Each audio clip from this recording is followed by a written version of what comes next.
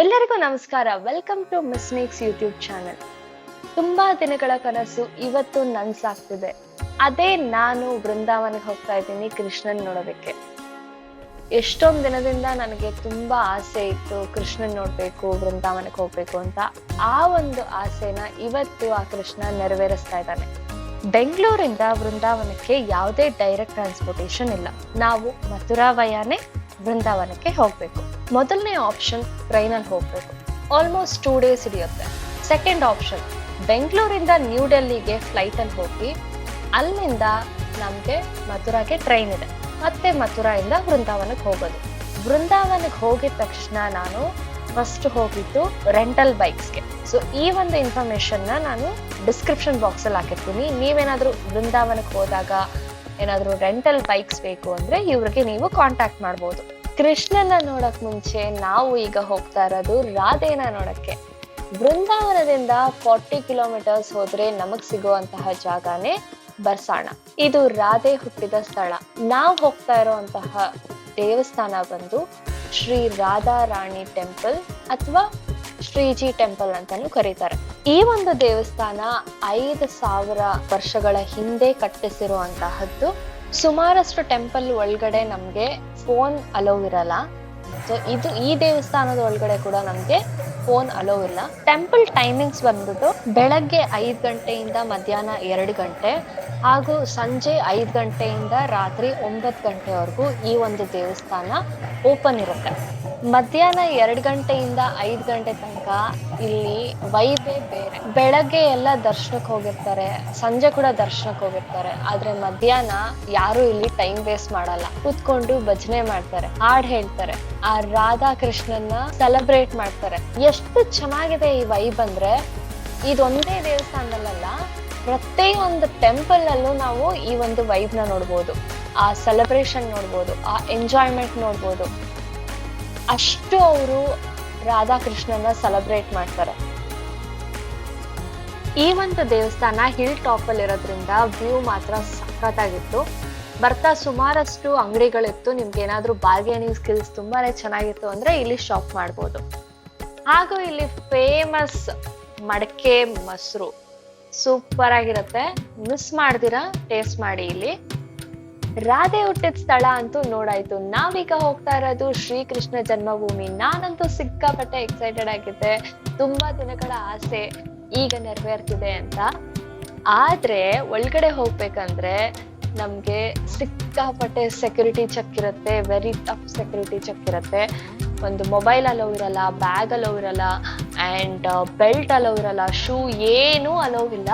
ಎಲ್ಲ ನೀವು ಲಾಕರ್ ಅಲ್ಲಿ ಇಟ್ಟು ಹೋಗ್ಬೇಕಾಗತ್ತೆ. ಅದು ಒಂಥರ ಒಳ್ಳೇದೇ. ಯಾಕೆ ಅಂದ್ರೆ ಅಲ್ಲಲ್ಲಿ ಜನಗಳು ನಿಂತ್ಕೊಂಡು ಸೆಲ್ಫಿ, ವಿಡಿಯೋ, ಅದು ಇದು ರೀಲ್ಸ್ ಅನ್ಕೊಂಡು ಯಾರು ನಿಂತ್ಕೊಳ್ಳಲ್ಲ. ಒಂದಷ್ಟು ಫೋಟೋಸ್ನ ನಾನು ನಿಮ್ಗೆ ಇವಾಗ ತೋರಿಸ್ತೀನಿ. ಆದ್ರೆ ಕಂಪ್ಲೀಟ್ ವಿಡಿಯೋ, ಈ ಒಂದು ಹಿಸ್ಟ್ರಿ, ಈ ಒಂದು ಕತೆ ಏನಿದೆ ಅದನ್ನ ನಾನು ಇನ್ನೊಂದು ವಿಡಿಯೋದಲ್ಲಿ ಹೇಳ್ತೀನಿ. ಇಲ್ಲಿ ನಾವು ಡಿಫ್ರೆಂಟ್ ಆಗಿರೋ ಒಂದು ರಾಧಾ ನೋಡ್ಬೋದು. ಒಂದು ಟೆಂಪಲ್ ಇದೆ ಇಲ್ಲಿ ರಾಧಾ ಕೃಷ್ಣಂದು. ಎಲ್ಲಾ ಕಡೆ ರಾಧಾನ ರಾಧೆಯಾಗೆ ತೋರಿಸಿದ್ದಾರೆ. ಆದ್ರೆ ಈ ಒಂದು ದೇವಸ್ಥಾನದಲ್ಲಿ ಮಾತ್ರ ರಾಧೆನ ಲಕ್ಷ್ಮಿ ರೂಪದಲ್ಲಿ ತೋರಿಸಿದ್ದಾರೆ. ಅವಳ ಕೈಯಲ್ಲಿ ಕಮಲ ಇರುತ್ತೆ. That is very different. And ಅದ್ರ ಕತೆ ಕೂಡ ನಾನು ಇನ್ನೊಂದು ವಿಡಿಯೋದಲ್ಲಿ ನಿಮ್ಗೆ ಕಂಪ್ಲೀಟ್ ಸ್ಟೋರಿನ ಹೇಳ್ತೀನಿ. ಕೃಷ್ಣ ಜನ್ಮಭೂಮಿಯಿಂದ ವಾಪಸ್ ನಾವು ಬೃಂದಾವನಕ್ಕೆ ಹೋಗ್ತಾ ಇದ್ದೀವಿ. ಬೃಂದಾವನದಲ್ಲಿ ನಮ್ಗೆ 3 ಮೇನ್ ಟೆಂಪಲ್ಸ್ ಇದೆ. ಒಂದು ಪ್ರೇಮ್ ಮಂದಿರ್, ಇನ್ನೊಂದು ಇಸ್ಕಾನ್, ಮತ್ತೆ ಬಾಕೆ ವಿಹಾರಿ ಅನ್ನೋ ಒಂದು ದೇವಸ್ಥಾನ. ಇದು ತುಂಬಾ ಹಳೆ ದೇವಸ್ಥಾನ. ಸೊ ಈಗ ನಾನ್ ನಿಮ್ಗೆ ಇದು 3 ದೇವಸ್ಥಾನನು ತೋರಿಸ್ತೀನಿ. ನಾವೀಗ ಹೋಗ್ತಾ ಇರೋದು ಪ್ರೇಮ್ ಮಂದಿರ್ಗೆ. Symbol of love, Radha Krishna. ಇದೇನು ಅಂದ್ರೆ ಕೃಷ್ಣ ಮತ್ತೆ ರಾಧಾನ ಪ್ರೇಮ ಕತೆ, ಅದನ್ನ ಯಾವಾಗ್ಲೂ ನಾವು ಚೆರಿಷ್ ಮಾಡ್ಬೇಕು ಅಂತ ಈ ಒಂದು ದೇವಸ್ಥಾನನ ಕಟ್ಟಿದ್ದಾರೆ. ನೀವೇನಾದ್ರೂ ಪ್ರೇಮ್ ಮಂದಿರ್ಗೆ ಹೋಗ್ತಿದ್ದೀರಾ ಅಂದ್ರೆ ಯಾವುದೇ ಬ್ಯಾಗ್ ತಗೊಂಡ್ ಹೋಗ್ಬೇಡಿ. ಇಲ್ಲಿ ಯಾವುದೇ ಬ್ಯಾಗ್ಸ್ ಅಲೋ ಇಲ್ಲ. ಜಸ್ಟ್ ಒಂದು ಪರ್ಸ್ ಹಾಗೂ ಒಂದು ಫೋನ್ ನ ತಗೊಂಡ್ ಹೋಗ್ಬೋದು ಅಷ್ಟೇ. ಪ್ರೇಮ್ ಮಂದಿರ್ ಟೈಮಿಂಗ್ಸ್ ಬಂದ್ಬಿಟ್ಟು ಬೆಳಗ್ಗೆ 8:30ರಿಂದ ಮಧ್ಯಾಹ್ನ 12 ಗಂಟೆ, ಮತ್ತೆ ಸಂಜೆ 4:30ರಿಂದ 8:30ವರೆಗೂ ಈ ಒಂದು ದೇವಸ್ಥಾನ ಓಪನ್ ಇರುತ್ತೆ. ನಾನು ಅವಾಗ್ಲೇ ಹೇಳ್ದಂಗೆ ಯಾವುದೇ ಬ್ಯಾಗ್ಸ್ ಅಲೋ ಇರೋದಿಲ್ಲ. ಅಂಡ್ ಟ್ರೈಪಾಡ್ಸ್ ಅಥವಾ ಏನೇ ಇರ್ಬೋದು, ಯಾವುದೇ ಲಗೇಜ್ ಕೂಡ ಇಲ್ಲಿ ಅಲೋ ಇರೋದಿಲ್ಲ. ಇಲ್ಲಿ ಕೂಡ ನಿಮ್ಗೆ ಸೆಕ್ಯೂರಿಟಿ ಚೆಕ್ ಇರುತ್ತೆ. ಪ್ರೇಮ್ ಮಂದಿರಕ್ಕೆ ನೀವು ಹೋಗ್ಬೇಕು ಅಂದ್ರೆ ಬೆಳಗ್ಗೆಗಿಂತ ಸಂಜೆ ತುಂಬಾ ಚೆನ್ನಾಗಿರುತ್ತೆ. ನಾನು 2 ಟೈಮ್ ಹೋಗಿರೋದ್ರಿಂದ I would recommend evening time ಹೋದ್ರೆ ಬೆಸ್ಟ್ ಅಂತ. ಆ ಎನ್ವಿರಾನ್ಮೆಂಟ್ ಅಂತೂ ಸಿಕ್ಕಾಬಡೆ ಚೆನ್ನಾಗಿತ್ತು. ಹಾಗೂ ಇಡೀ ಟೆಂಪಲ್ ಲೈಟ್ನಿಂಗ್ ನೋಡ್ತಿದ್ರೆ ಅಲ್ಲೇ ನಾವು ಹೋಗ್ತೀವಿ, ಅಷ್ಟು ಚೆನ್ನಾಗಿದೆ ಪ್ಲೇಸ್ ಮಾತ್ರ. ಆದ್ರೆ ತುಂಬಾ ರಶ್ ಇರುತ್ತೆ ಈವ್ನಿಂಗ್ ಹೊತ್ತು ಬೆಳಗ್ಗೆಗಿಂತ. ಆದ್ರೆ ಆ ವೈಬ್ ಮತ್ತೆ ಆ ಒಂದು ಎನ್ವಿರಾನ್ಮೆಂಟ್ ನಮ್ಗೆ ಮಾರ್ನಿಂಗ್ ಟೈಮಲ್ಲಿ ಸಿಗೋದಿಲ್ಲ. So evening is a best time to visit Prem Mandir ಅಂತ ಹೇಳ್ಬೋದು. ನಾನು ಹೇಳ್ದಂಗೆ ಎಲ್ಲಾ ದೇವಸ್ಥಾನದಲ್ಲೂ ಈ ಭಜನ್ ಹಾಗೂ ಆ ಸೆಲೆಬ್ರೇಷನ್ ಎಲ್ಲಾ ಕಡೆ ಇದ್ದೇ ಇರುತ್ತೆ. ಯಾವುದೋ ಫೆಸ್ಟಿವಲ್ ಟೈಮಲ್ಲಿ ನಾವು ಹೋಗಿಲ್ಲ, ಇದು ರೆಗ್ಯುಲರ್ ಡೇಸ್, ವೀಕ್ ಡೇಸ್ ಅಲ್ಲೇ ಹೋಗಿದ್ದು. ವೀಕ್ ಡೇಸ್ ಅಲ್ಲಿ ಇಷ್ಟು ಚೆನ್ನಾಗಿ ಸೆಲೆಬ್ರೇಟ್ ಮಾಡ್ತಿದ್ದಾರೆ ಅಂದ್ರೆ ಜಸ್ಟ್ ಇಮ್ಯಾಜಿನ್ ಏನಾದ್ರೂ ಒಂದು ಫೆಸ್ಟಿವಲ್ ಅಥವಾ ಹಬ್ಬ ಏನೋ ಒಂದು ಒಳ್ಳೆ ದಿನಗಳಲ್ಲಿ ಯಾವ ತರ ಅವರು ಸೆಲೆಬ್ರೇಟ್ ಮಾಡ್ತಾರೆ ಅಂತ.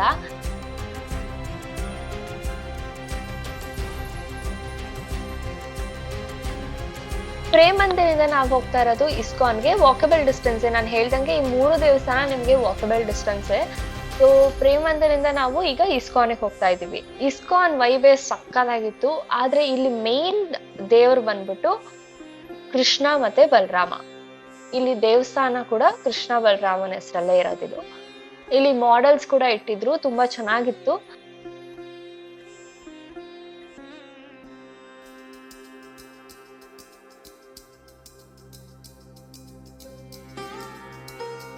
And celebration again. ಸೊ ಈ ಸೆಲೆಬ್ರೇಷನ್ ನೆವರ್ ಎಂಡಿಂಗ್ ಅಂತಾನೆ ಹೇಳ್ಬೋದು. ಎಲ್ಲ ದೇವಸ್ಥಾನದಲ್ಲೂ ಈ ತರ ಒಂದು ಸೆಲೆಬ್ರೇಷನ್ ನೋಡ್ಬೋದು. ಅಂದ್ರೆ ಅಷ್ಟು ಅವರು ಕೃಷ್ಣನ್ನ ಪ್ರೀತಿಸ್ತಾರೆ, ಅಷ್ಟು ಕೃಷ್ಣನ ಸೆಲೆಬ್ರೇಟ್ ಮಾಡ್ತಾರೆ. ಸೊ ಯಾವತ್ತೂ ಇದು ಎಂಡ್ ಆಗಲ್ಲ. ಅಂಡ್ ನಾನು ಹೋಗಿದ್ದು ವೀಕ್ ಡೇಸ್ ಅಲ್ಲೇ, ವೀಕೆಂಡ್ ಅಲ್ಲ. ಸೊ ವೀಕ್ ಡೇಸ್ ಅಲ್ಲೇ ಇಷ್ಟೊಂದು ಎನರ್ಜಿ ಇದೆ ಅಂದ್ರೆ ವೀಕ್ ಡೇಸ್ ಅಲ್ಲಿ ಬಿಡಿ, ವೀಕೆಂಡ್ಸ್ ಅಲ್ಲಿ ನೀವು ಜಸ್ಟ್ ಇಮ್ಯಾಜಿನ್ ಮಾಡ್ಕೊಳ್ಳಿ ಹೆಂಗಿರುತ್ತೆ ಅಂತ.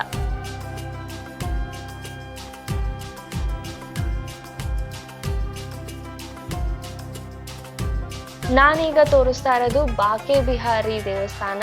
ಇದು ಬೆಳಗ್ಗೆ 8 ಗಂಟೆಯಿಂದ ಮಧ್ಯಾಹ್ನ 12 ಗಂಟೆವರೆಗೂ ಮತ್ತೆ ಸಂಜೆ 4 ಗಂಟೆಯಿಂದ 8 ಗಂಟೆವರೆಗೂ ಓಪನ್ ಇರುತ್ತೆ.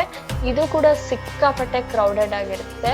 ಅಂಡ್ ವೃಂದಾವನದಲ್ಲಿ ಯಾವುದೇ ದೇವಸ್ಥಾನಕ್ಕೆ ಹೋಗಿ ಎಲ್ಲಾ ದೇವಸ್ಥಾನನೂ ಇಷ್ಟೇ ಕ್ರೌಡ್ ಆಗಿರುತ್ತೆ ಥ್ರೂ ಔಟ್ ದ ಇಯರ್.